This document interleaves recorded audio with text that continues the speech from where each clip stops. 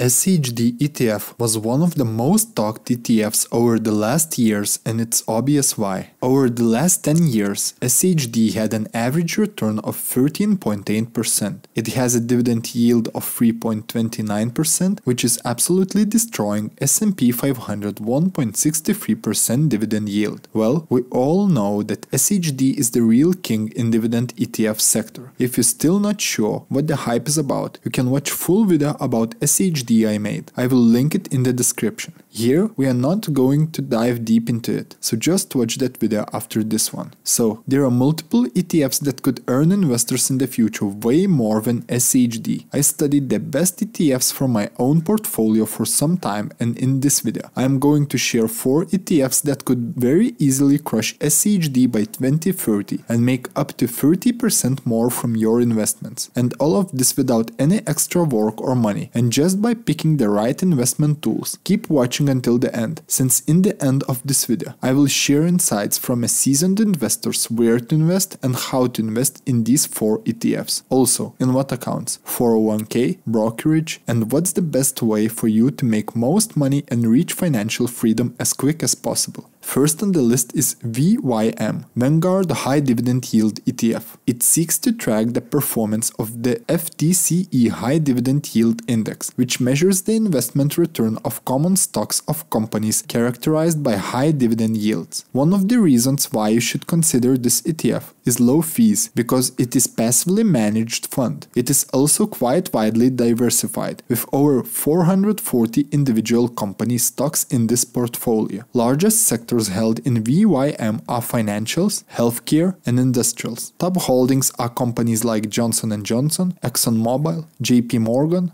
Home Depot, and more. Earlier talked expense ratio of this fund is extremely low at 0.06%. Also, in the last 10 years, VYM on average appreciated 11.60% yearly. VYM also has a respectable dividend yield of almost 3%. Nothing is quite super special about this fund. However, it is very consistent over the years, and that's exactly what we are looking for if we are thinking about investing long term, since you want to expect dividend income every quarter or so to keep that passive income flowing. Next ETF we are going to talk about got a lot of hype lately, so I'm almost positive you might have heard about it. So I did a big dive into it, so I can provide you even more details about it you might not know already. We are talking about JP Morgan Equity Premium Income ETF. It's hard to believe, but it pays a 12.39% dividend. As you might know, every competent investor should be very skeptical about a high dividend yield stocks or ETFs like this, so it definitely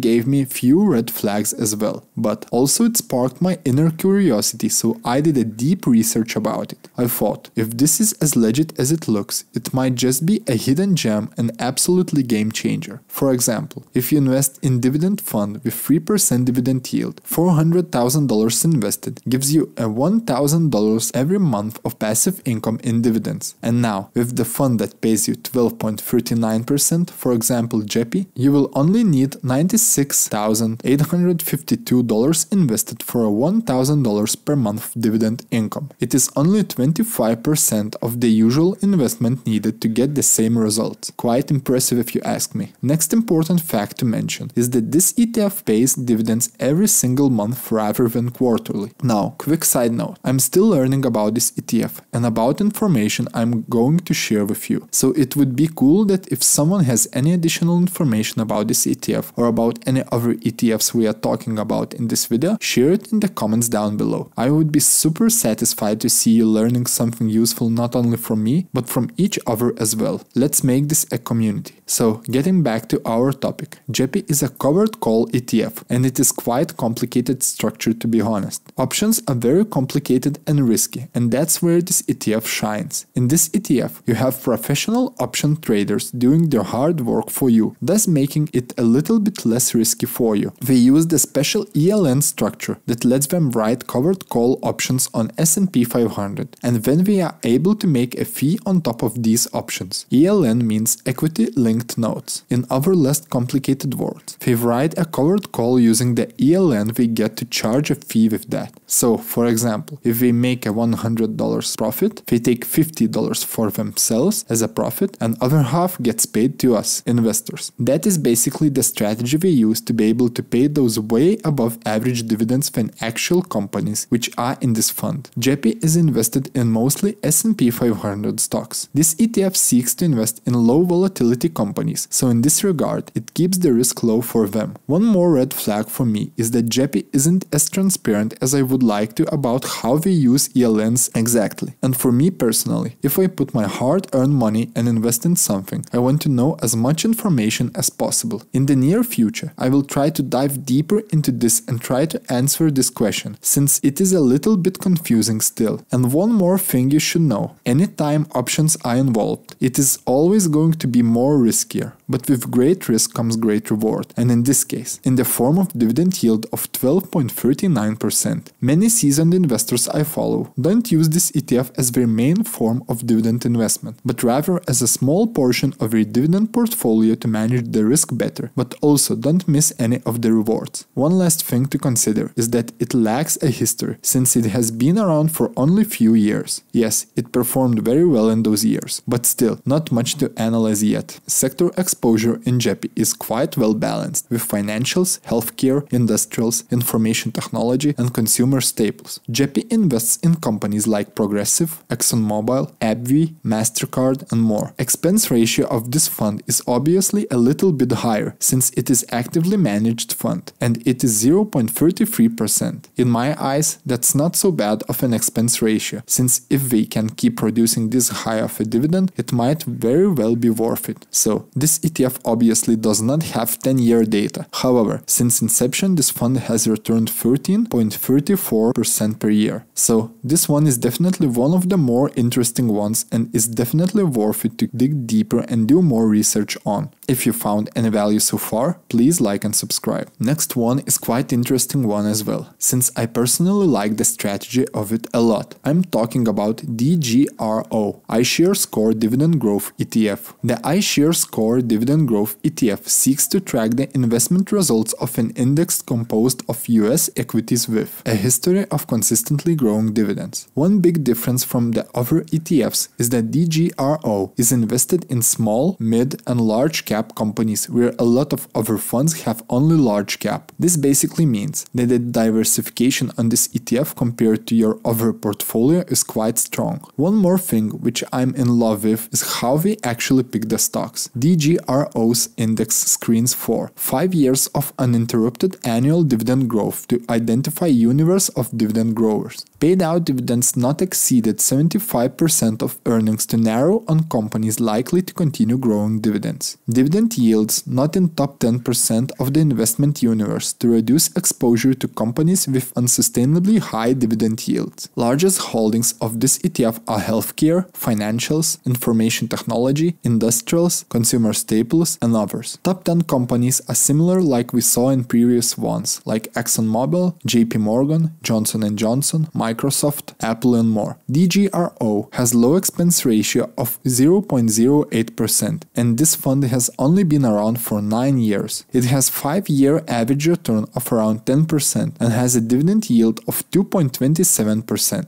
I like the perspective of long-term growth on this, but here are a few things I would like to mention. First one is, of course, the dividend is pretty low, and second, that we screen to take out the top 10% of dividend yielding stocks. Taking into consideration it is a dividend fund is quite strange, and in this case you are missing on companies like Verizon, Altria, and more. I would suggest looking in DGRO the same way as you look in JEPI and make it a small fraction of your portfolio and do a lot of research. It can definitely be an interesting investment vehicle. Now let's talk about next one with a really high dividend yield, and this one of those which can really stay sustainable in my humble opinion. This ETF picks top 80 companies with the highest dividend yields in the S&P 500 index. This ensures that those companies are good, stable, relatively safe, and are in a good index. We are talking about SPDR Portfolio S&P 500 High Dividend ETF or SPDY. Largest industry holdings are financials, utilities, real estate, energy, and consumer staples. Fund's top holdings are companies like Valero Energy, ExxonMobil, Chevron, Cardinal Health, and more. Since inception in 2015, it had an average yearly return of 9% and has an expense ratio of very low, which is 0.07%. This ETF shines in dividends since SPDY has a dividend yield of 5.01%. This one have low cost, nice dividend yield, and quite sustainable companies in ETF with both good dividend yields and good growth potential. This ETF is definitely worth researching more and possibly adding to your portfolio. Now, we can all agree that ETFs are one of the easiest and smartest ways to invest. If you found this video valuable and want to expand your ETF knowledge, I would suggest you to watch next video I made, which is called 3 ETFs that will make you ridiculously rich. Thanks for watching, and if you found this video valuable, please like and subscribe.